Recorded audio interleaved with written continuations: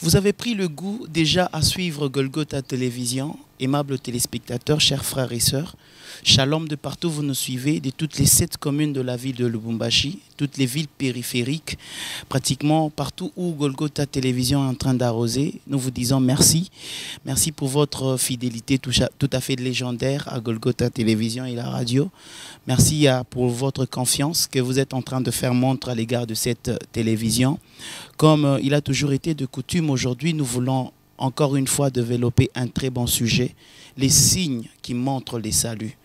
Ce sera le signe, plutôt ce sera le sujet avec lequel nous allons devoir discourir sur ce joli plateau d'ailleurs de l'homme de Dieu qui nous a reçus.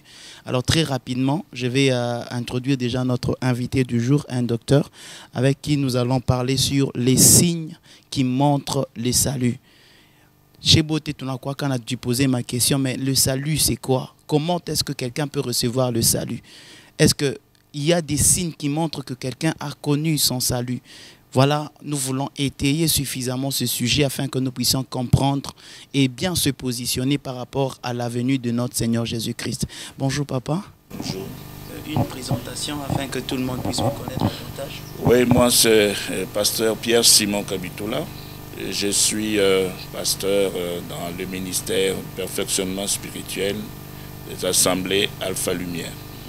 Aujourd'hui, nous vous recevons, nous voulons parler avec vous autour du sujet les signes qui montrent le salut. Alors, je vais vous donner le micro afin que déjà vous puissiez donner l'introduction. Nous voulons comprendre d'abord le salut qu'est-ce et ensuite nous allons formuler nos questions en rapport avec ce que vous allez nous dire. Ok. Nous pouvons dire que le salut, c'est d'abord le fait de pouvoir sortir des limitations qui avaient été imposées par l'ennemi avant la conversion. C'est-à-dire que quand un homme n'a pas encore rencontré Christ Jésus le Sauveur comme libérateur et élargisseur, c'est-à-dire celui qui peut vous faire sortir d'un domaine qui avait été limité par l'ennemi et qu'il vous met après cela dans un autre domaine beaucoup plus spacieux, dans un environnement de victoire, eh bien, on n'est pas sauvé si on n'a pas encore connu ces changements d'environnement. Alors pour nous, les saluts, nous répétons, c'est le changement d'environnement. Christ vient, il entre dans le cœur de l'homme, il entre dans la vie de l'homme, il s'installe et il fait passer cet homme d'un environnement à un autre, des limitations à un environnement non limité. Voilà ce que nous pouvons dire en rapport avec le salut. Donc un changement d'environnement. Oui, un changement d'environnement. Nous parlons là d'un environnement spirituel ou un environnement physique? Nous commençons d'abord par l'environnement spirituel parce que quand Christ arrive, il vient sur le plan spirituel. C'est ce qui s'est passé avec Israël qui était en Égypte. Israël avait été limité spirituellement et physiquement. Et même sur le plan géographique, Israël se retrouvait dans un espace limité, appelé pays de l'Égypte. Et Israël, qui était sur ce territoire, était aussi spirituellement limité parce qu'il ne pouvait pas se mouvoir en dehors de ce territoire. Alors donc nous parlons, c'est-à-dire dans l'environnement spirituel, oui. Et ça influe aussi sur l'environnement physique. Nous voulons maintenant comprendre, entrer en profondeur oui. par rapport au salut. Oui. Alors par rapport au salut, nous disons ceci. Quand on prêche la parole de Dieu, l'homme qui entend, il reçoit Christ par la prédication. Christ entre dans son cœur, Christ entre dans sa vie. Et cet homme qui a reçu Christ sur le plan spirituel est sauvé d'abord spirituellement. Et le salut qu'il a obtenu par Christ sur le plan spirituel, c'est un salut qui va maintenant l'aider à pouvoir sortir des limitations physiques, à pouvoir changer d'environnement, à pouvoir quitter le domaine qui lui avait été imposé par l'ennemi pour se retrouver dans un autre domaine beaucoup plus spacieux. C'est pourquoi en hébreu, le salut c'est Yessa et en grec c'est Soteria, c'est-à-dire on sort des limitations pour pouvoir se retrouver dans un environnement de liberté. Voilà ce que nous pouvons dire. Ok. Aujourd'hui, pratiquement en théologie, c'est tout un cours. Oui. Oui, la soteriologie. Oui. Mais nous voulons comprendre de la manière de Christ, est-ce qu'il faudrait que l'on comprenne cela en tant que cours ou en tant que domaine spécifique de Jésus-Christ? Non, ici, le grand problème, c'est que nous voulons rester dans le domaine spécifique de Christ parce que même s'il y a des théologiens, tout le monde n'a pas fait la théologie, tout le monde ne fera pas la théologie. Maintenant, le grand problème, tout le monde peut accéder au salut.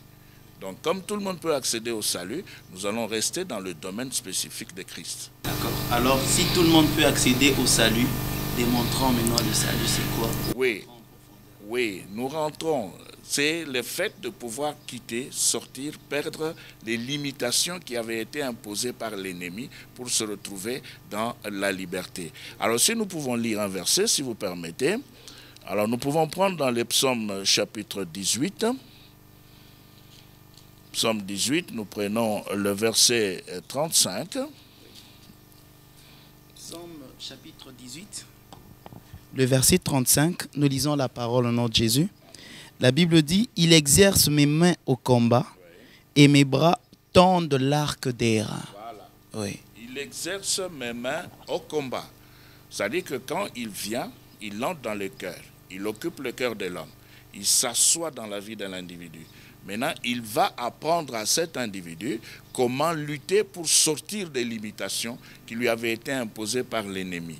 Et l'ennemi verra maintenant la gloire de Dieu dans la vie de cet homme.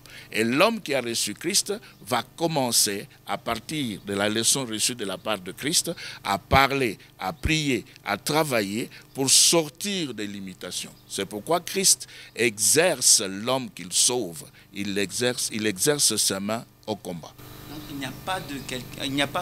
il n'existe pas des personnes qui ont connu le salut qui ne combattent pas. Non, si... Des faiblards dans la présence. Oui, ça veut dire ceci. Si vous avez reçu le vrai Christ, s'il est entré dans votre cœur, s'il s'est installé dans votre vie, s'il a commencé déjà à exercer vos mains au combat, donc dans la maison de Dieu, dans la foi, dans l'église, tout le monde est combattant. Tout le monde est combattant. Il n'y a pas de spectateur. Même celui qui vient de naître récemment. Il doit aussi apprendre à combattre parce que Christ le Sauveur exerce nos mains au combat. Okay. Donc celui qui fréquente une église et qui ne combat pas doit remettre son salut en cause. Ce n'est pas le vrai salut. Le vrai salut conduit l'homme au combat. Vous pouvez relire le verset. Psaume 18, 35. 35. La Bible dit, il exerce mes mains au combat, voilà, et mes bras tendent l'arc d'airain. C'est ça. Oui. C'est-à-dire que c'est Christ qui apprend à la personne sauvée comment lutter pour sortir des limitations. C'est ça le salut. En dehors de la sortie des limitations, il n'y a pas de vrai salut. Mais docteur, là, nous sommes dans l'Ancien Testament, oui, et c'est pratiquement, ce sont des paroles, je crois, des chantres, oui, qui sont en train de démontrer que dans la vie que Israël était en train de mener, c'était pratiquement une vie de combat. Oui. Alors c'est en rapport avec cela, voyant les victoires qu'ils avaient, qui sont en train de dire qu'il exerce, c'est pas nous, c'est Dieu qui exerce nos mains. Oui. Quel est le rapport avec Christ ici maintenant? Le livre d'Exode, le livre d'Exode dans la Bible, c'est un livre qui nous parle du salut par excellence. Ce sont les actions de Dieu dans la délivrance de son peuple. Dieu vient lui-même, il descend en Égypte par la personne et le corps de Moïse. Il va libérer son peuple. Il fait sortir ses peuples de l'Égypte et il apprend à ses peuples comment se tenir et se maintenir dans le salut. Et c'est pourquoi il exerce les mains justement. Il donne des leçons. Maintenant, par rapport à Christ, dans le Nouveau Testament, si vous voulez déjà, on peut commencer. Il n'y a pas de problème. Ouais, on peut commencer déjà. Ici, quand on se convertit déjà, dans Jean 1, vous avez la Bible. Oui. Jean 1, on peut prendre le verset 12 jusqu'à 14. 12 jusqu'à 14, la Bible dit, « Mais à tous ceux qui l'ont reçu, à ceux qui croient en son nom, elle a donné le pouvoir de devenir enfant de Dieu. » Elle a donné le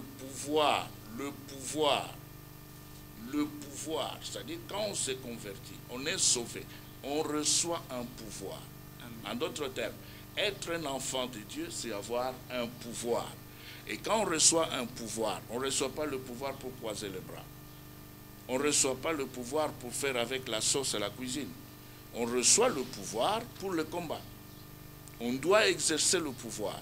Et comme c'est un pouvoir spirituel donné par Christ, eh bien, celui qui reçoit le pouvoir devra l'exercer pour sortir des limitations imposées par Satan. Oui. C'est cela. Là, directement, nous voyons que le salut, c'est le combat spirituel. Oui, il n'y a pas de salut en dehors du combat spirituel. Il n'y en a pas. Ça n'existe pas. Okay. C'est pourquoi il émet... Bon, parce que nous avons encore d'autres possibilités, on développera beaucoup de choses dans les séances qui vont suivre. Vous allez voir que Christ, quoi? Il a écrasé la tête. Il a écrasé la tête. Donc c'est déjà le combat. C'est déjà le combat. Donc il n'y a pas moyen de faire autrement. Donc si vous enlevez le combat, eh bien vous annulez le salut. Vous récupérez le combat, eh bien le salut devient authentique. Vraiment. Voilà. Nous voulons maintenant comprendre quelles sont les possibilités qui pourront amener quelqu'un au salut. Oui, les possibilités, si j'ai bien compris la question, la première des choses à faire, c'est que la personne doit d'abord écouter la parole de Dieu. Se trouver au pied d'un prédicateur, et un bon prédicateur, qui prêche la vérité des Écritures. C'est ce prédicateur-là qui pourra aider la personne à pouvoir recevoir le vrai Christ. Ça, c'est la première possibilité. Et c'est même, je dirais, la condition sine qua non. Parce que si on n'écoute pas, eh bien, on ne pourra pas connaître. Pour connaître, pour découvrir, il faut écouter. Et pour écouter, il faudra alors se retrouver au pied de personnes qualifiées qui ont reçu de la part de Dieu le mandat de pouvoir annoncer l'Évangile. Et ce sont ces gens-là qui vont annoncer la vraie parole de Dieu, de sorte que celui qui va entendre pourra facilement croire. C'est le deuxième pas. Parce qu'on peut écouter et rejeter le salut, on peut écouter et refuser de croire. Maintenant, si quelqu'un entend, il ne veut pas croire, eh bien, il n'y aura rien dans sa vie. Il faut écouter, croire, et après la croyance, commencer maintenant à pratiquer, parce que nous avons vu dans l'Ancien Testament que Dieu lui-même exerce nos mains au combat. Donc, vous écoutez, vous croyez, vous pratiquez. Voilà. Docteur, vous connaissant, moi je vous connais particulièrement. Je sais que vous n'avez pas l'habitude de jouer avec les mots dans la bouche, c'est-à-dire tous les mots que vous sortez de votre bouche sont précis et poursuivent un objectif. En vous entendant parler, vous êtes en train de mentionner le vrai Christ. Vous venez de parler des personnes qualifiées. Nous voulons comprendre les nuances que vous êtes en train d'utiliser en empruntant ces expressions-là. Le vrai Christ, un bon prédicateur ou les prédicateurs, les serviteurs qualifiés. Est-ce que ces facteurs que vous venez de citer peuvent influencer aussi le mauvais salut, ou ça peut apporter ce que l'on appelle un salut éphémère, c'est-à-dire passager, qui n'a pas d'importance pour Jésus? Bon, je ne sais pas. Vous voulez que nous puissions terminer toute la matière aujourd'hui? Bon, si, je crois que ça va suivre dans les émissions qui vont venir. Nous allons parler du vrai Christ. Parce que si nous parlons de ce vrai Christ, à côté de ce vrai Christ, il y a le faux. Il y a le faux. Et la Bible montre le vrai et le faux. Et nous lirons cela au temps convenable. Mais aujourd'hui, je préfère d'abord que l'on puisse comprendre le fait que pour être sauvé véritablement et avoir le vrai salut, il faut écouter la vraie parole de Dieu, prêchée par un prédicateur qualifié. Et si même aujourd'hui tu veux que je puisse expliquer ce que j'entends par prédicateur qualifié, je crois que ça va aussi suivre, parce qu'il ne faut pas épuiser toute la matière. Il faut absolument, d'abord aujourd'hui, que l'on comprenne que s'il n'y a pas de combat spirituel, il n'y a pas de salut. Il n'y a pas de salut. Et ça commence avec le pasteur, ou ça commence directement avec le peuple? Oui, c'est-à-dire, le pasteur, avant de devenir pasteur, il se retrouve parmi le peuple. Lui aussi, avant de devenir pasteur et de commencer à exercer le ministère, il était au milieu de ceux-là qu'il est en train de conduire aujourd'hui. C'est que lui aussi, dès le départ, nous croyons qu'il s'était retrouvé devant un bon prédicateur, il a reçu la bonne parole de Dieu, et maintenant il a reçu son appel et il est devant le peuple pour le conduire. Et si nous comprenons très bien, c'est une opposition entre le camp du diable et le camp de Dieu. Oui. Pourquoi? Parce que si le salut implique le combat, c'est-à-dire il faudrait qu'un camp puisse avoir la victoire pour récupérer l'âme. Oui, Michel, tu poses de bonnes questions. Mais disons ceci, il y a au fait deux royaumes. Il y a deux royaumes et l'homme se trouve au milieu. Il y a le royaume de Dieu et le royaume de Satan et l'homme est au milieu. Le royaume de Dieu cherche l'homme, le royaume de Satan aussi cherche l'homme. Et c'est un combat. Et l'homme devra donc finir par opérer un choix. Et pour que l'homme puisse choisir, il faudra qu'il puisse écouter, qu'il puisse recevoir la parole d'un bon prédicateur. Mais docteur, quelle est l'idée que vous faites du libre arbitre? Oui. Parce que dans le salut, est-ce que le libre arbitre entre en compte? Oui, dans Deutéronome, le chapitre 30, le verset 19, parce que tu as la Bible là, mais aujourd'hui tu tiens à épuiser toute la matière. Bon, allons-y, parce que tu as la Bible. Hein, Deutéronome 30, 19. Oui, Deutéronome 30, 19. Dieu parle, et écoutez ce qu'il dit. La Bible dit 30, 19. Oui. Je lis la parole. J'en prends aujourd'hui à témoin contre vous le ciel et la terre. J'ai mis devant toi la vie et la mort. Voilà le libre arbitre.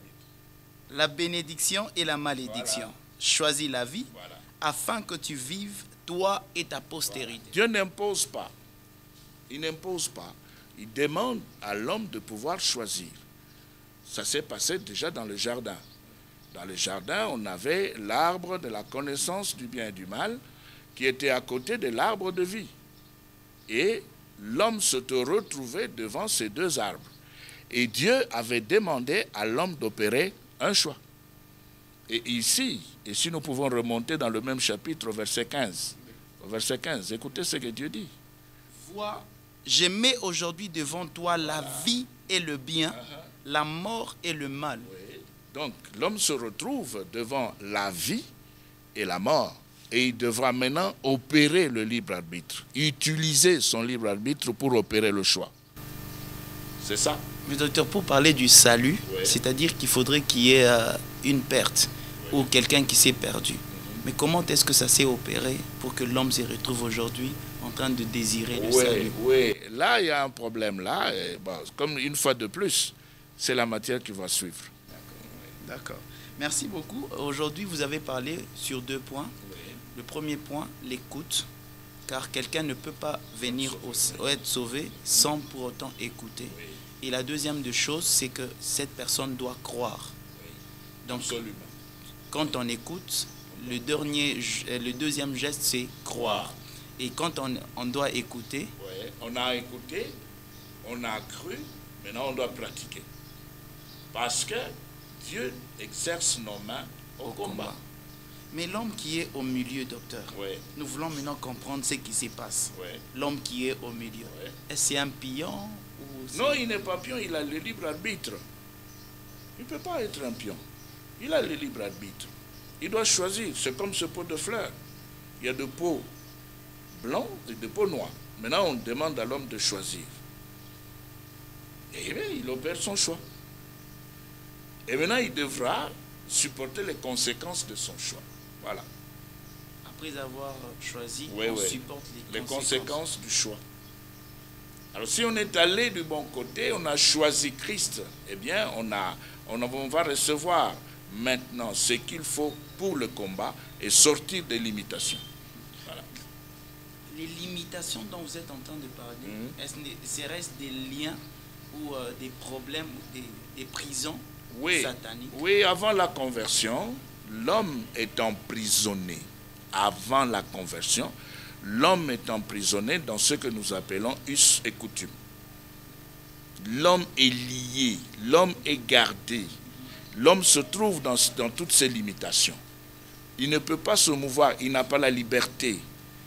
Il ne peut pas faire ce qu'il veut. Mais quand Christ arrive, le salut entre dans la vie de cet homme, eh bien, avec Christ, l'homme peut se libérer maintenant et sortir de tout ce qui avait été imposé par Satan.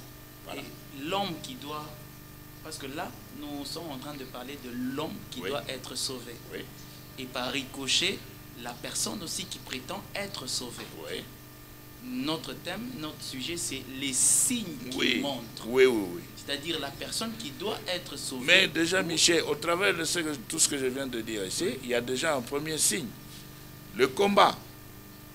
S'il n'y a pas de combat dans une église, il n'y a pas de salut.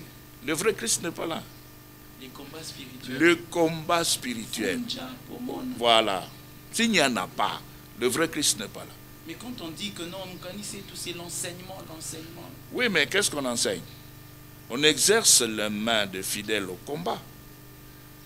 On montre aux fidèles comment combattre.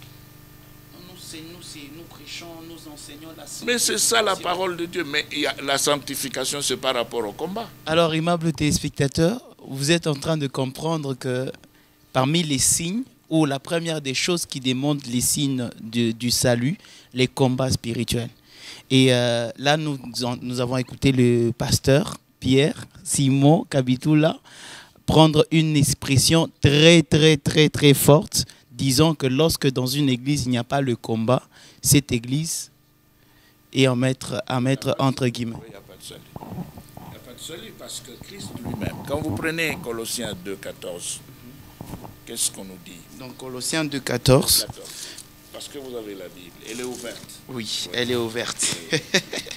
Colossiens 2,14. Alors, aimables téléspectateurs, nous sommes en train de comprendre les signes qui montrent les saluts. Dans Colossiens 2,14, il est dit, il a effacé l'acte dont les ordonnances nous condamnaient. Effacé l'acte dont les ordonnances nous condamnaient. Il a effacé. Oui. Il là, c'est Jésus. Oui, c'est Jésus. Allons-y. Il a qui nous condamnait et qui subsistait contre nous. Oui. Et il a détruit en le clouant à la croix. Il l'a détruit. Il l'a détruit. C'est déjà le combat, ça. Il efface, il détruit. Vous voyez? Maintenant, s'il a fait ça, lui, Jésus, sur le bois de la croix, maintenant, quand il entre dans le cœur, dans la vie d'un homme, il va exercer, il va aider cet homme à pouvoir se retrouver sur son chemin. C'est pourquoi il le dit lui-même beaucoup plus loin, il dit « Je suis le chemin, la vérité et la vie ». Vous voyez? Donc, si vous vous mettez en lui, eh bien, vous devez apprendre à combattre. Vous ne pouvez pas croiser les bras. Pasteur, il faudrait que je comprenne très bien.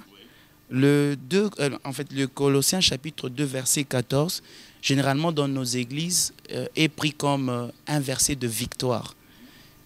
Des victoires, c'est une déclaration forte qui nous amène dans la victoire. Mais on ne prend pas trop dans le contexte personnel où nous devons exercer nous-mêmes maintenant à briser les condamnations qui subsistaient sur nous ou à détruire les lois qui subsistaient sur nous. Donc ça se rapporte à Christ. Selon que nous comprenons, ça se rapporte à Christ qui a déjà fait pour nous. Ce que nous devons faire maintenant, c'est l'adorer, l'acclamer. Oui, d'accord. Il y a une erreur là. Il y a une erreur fondamentale parce que si Christ l'a fait, il l'a fait pour nous tous. Alors, il n'est pas dit que parce que lui, il l'a accompli, nous arrivons là, nous croisons les bras, et puis c'est fini. Non. Nous devons ne fût-ce que confesser la victoire acquise sur le bois de la croix. Nous devons parler. Et Christ nous demande de pouvoir chasser les démons. C'est déjà le combat. Quand vous vous levez pour chasser, c'est déjà le combat. Et lui, il l'a fait sur le bois de la croix. Il a accompli, il a fait sa part. Mais ça ne veut pas dire que dans l'église, nous devons croiser les bras. Non. Chasser les démons, ça c'est pour les pasteurs, comme vous, les fidèles. Non. Chasser les démons, c'est pour tous les chrétiens. Dans Marc 16, 17, vous avez la Bible, elle est ouverte. Il faut tourner les pages. Oui. Marc 16, oui. Verset 17. Il est dit. Marc 16, 17. Oui. La Bible dit, voici les miracles qui accompagneront ceux qui auront cru. Non, on ne parle pas des pasteurs. Ceux qui auront cru. Ceux qui auront cru, c'est-à-dire, y compris les pasteurs, et les fidèles, c'est-à-dire le vrai sauvé. Ceux qui auront cru. Ceux qui auront cru. Vous écoutez, vous croyez, vous pratiquez.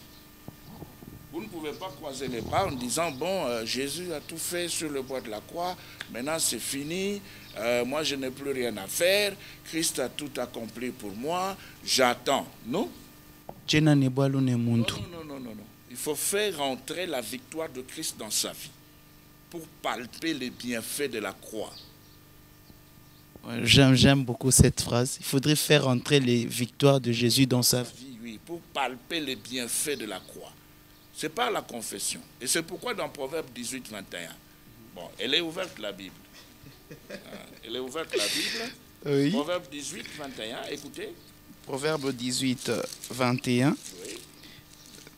Je pense que c'est la vie et la mort. Oui, bon. C'est ça justement. 21. La mort et la vie sont au pouvoir de ta langue. Oui. La langue de Christ? Non, du croix. C'est le croyant qui doit apprendre à parler pour faire entrer la victoire de Christ dans sa vie. Voilà. C'est comme ça que la Bible dit confesser. Oui, c'est-à-dire que vous avez cru et maintenant vous devez pratiquer. Et comment on pratique? On commence avec la confession de la parole de Dieu dans sa vie. Vous parlez. Pour que la bénédiction puisse vous visiter et envahir votre vie, vous devez parler. Si vous ne parlez pas, il n'y aura rien. Vous allez continuer à écouter. Vous serez comme un homme devant le poste téléviseur en train de suivre les informations, c'est tout. Il dit c'est bon, mais c'est fini, ça reste là. Mais si vous parlez, vous confessez, vous priez, vous agissez, vous suivez les instructions, eh bien vous allez voir ces choses se reproduire dans votre vie. Mais s'il faudrait parler, docteur, qu'est-ce qu'il faudrait dire? Vous voulez qu'on épuise tout? C'est parce que vous êtes en train de mentionner, ça fait tellement du bien. Oui, justement, il faut qu'absolument nous puissions avoir le temps d'en parler calmement et montrer aux croyants, aux fidèles, aux chrétiens, qu'est-ce qu'il faudra faire pour confesser et faire entrer la victoire de Christ dans sa vie. Aimables téléspectateurs, vous êtes en train de nous suivre. Nous vous rappelons que si vous nous avez pris diffusion en cours, nous avons reçu pour vous le pasteur Pierre Simon Kabitoula, qui est un homme de Dieu. Avec lui, nous sommes en train de parler sur le thème « Les signes qui montrent les saluts ». Okovu, comme on le dit en Swahili, maalama yenye ikononesha okovu. Labda usha kupata okovu yako, tu es déjà chrétien, mais est-ce que réellement tu as connu le vrai salut? Alors en connaissant cet homme de Dieu, il ne parle pas en vain. Quand il spécifie un mot, c'est-à-dire il est en train de poursuivre quelque chose. Parmi les mots qui ont été frappants, c'est le vrai Christ et le véritable serviteur qualifié. Alors, c'est très important que vous puissiez nous suivre et comprendre ce dont nous sommes en train de parler. Aujourd'hui, c'est notre premier épisode. Ça va suivre afin que nous puissions achever toute la matière. En ce moment-là, tu vas te positionner par rapport à la venue de Christ. Est-ce que tu es dans le vrai ou tu es dans le faux? Est-ce que tu as connu le vrai salut ou c'est un salut superficiel? Aujourd'hui, nous voulons rassembler, docteur, parce que nous sommes déjà en train d'aller finir, nous voulons directement rassembler ce que quelqu'un peut recevoir de votre intervention du jour. Oui, aujourd'hui, ce que je peux donner comme résumé, c'est le fait d'écouter la vraie parole de Dieu, se retrouver au pied d'un serviteur qualifié, recevoir, croire et pratiquer. Et savoir aussi que quand on a reçu le vrai salut, on doit apprendre à combattre. Voilà. Merci beaucoup. Aimables téléspectateurs, nous vous donnons donc le rendez-vous pour un autre numéro qui viendra très bientôt. Mais d'ici là, portez-vous bien, que Dieu vous bénisse et shalom chez vous.